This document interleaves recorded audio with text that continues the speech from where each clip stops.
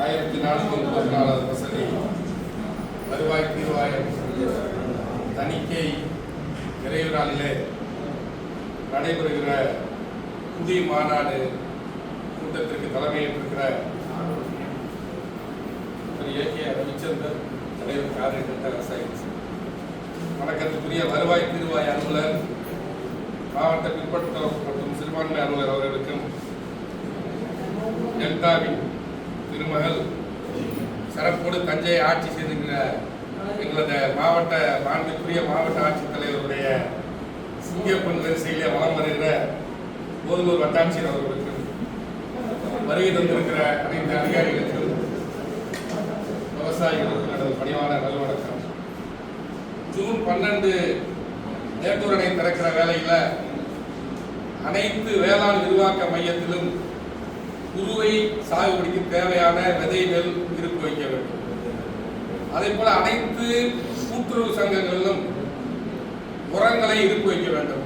இதை நான் மட்டும் சொல்லலை, முதலமைச்சரும் நேற்று சொல்லியிருக்காரு. அதனால நீங்க அதிகாரிகள் நான் சொன்னா கேட்க மாட்டீங்க, முதலமைச்சர் சொல்லியிருக்காரு, அது அடிக்கோடி. அது போல பல ஆண்டுகளாக தொடர்ந்து இந்த குடி மாநாடுங்கிறத ஏன் மாநாடுன்னு வச்சாங்கன்னா, மாமன்னன் ராஜராஜன் நடத்தியிருக்காங்க. என்னுடைய பெரும்பாட்டன் மாமன்னன் ராஜராஜன் நடத்தியிருக்காங்க ஜமாபதி அந்த திணைக்கையை. ஏன்னா வசூல் பண்ணும்போது நிலவரியிலேருந்து எல்லா வரையும் வசூல் பண்ணும்போது அதுக்கு ஒரு ஆடிட்னு இப்போ சொல்லுவீங்க, எளிமையை ஆங்கிலத்தில் சொன்னா சில பேர் அந்த தணிக்கை அவசியம் என்று அவங்க அன்றைய அதை இந்த கூட்டத்தை நடத்தியிருக்காங்க. அந்த வருவாய் தீர்வாய கூட்டத்தை ஆங்கிலேயரும் நடத்தியிருக்காங்க. அதற்கு பிறகு சுதந்திரம் வாங்கி நம்மளும் நடத்துறோம். இதுல என்ன ஆயிருக்குன்னா, இப்ப கொஞ்சம் கொஞ்சமா இது சுருங்கி போயிடுச்சு. ஒரு காலத்துல தஞ்சாவூர் தாலுகா, கும்பகோணம் ஏதோ ஒரு தாலுகா இருந்ததா சொல்லுவாங்க. எங்க தாத்தா குதிரை வண்டி, சின்ன வயசு பையனா இருக்கு, குதிரை வண்டியில போயிருக்காரு. அப்புறம் கொஞ்சம் வயசான மாட்டு வண்டியில போயிருக்காரு தஞ்சாவூர். இந்த வருவாய் தீர்வாய் அந்த தாலுகா பிரிச்சு சுருங்கி போய் இந்த குடி மாநாடுங்கிறது இப்ப குடி மாநாடு கூட்டமாயே இல்லை. இன்னும் சொல்ல போனா கோச்சிய கூடாது, ஒரு தாசில்தாருக்கு நான் காலையில போன் பண்ணி எத்தனை மணிக்குமா கேட்டு வந்தேன்.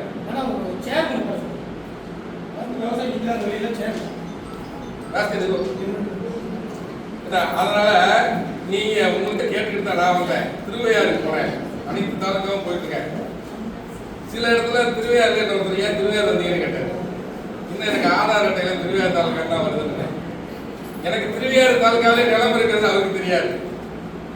வீடுதான் போதூர் தாலுக்காவில் இருக்கு. எல்லா தாலுக்கா இப்ப நாளைக்கு தஞ்சாவூர் தாலுக்கா அந்த வட்டாட்சியர் அழைப்பு எடுத்திருக்கிறார் போறேன்.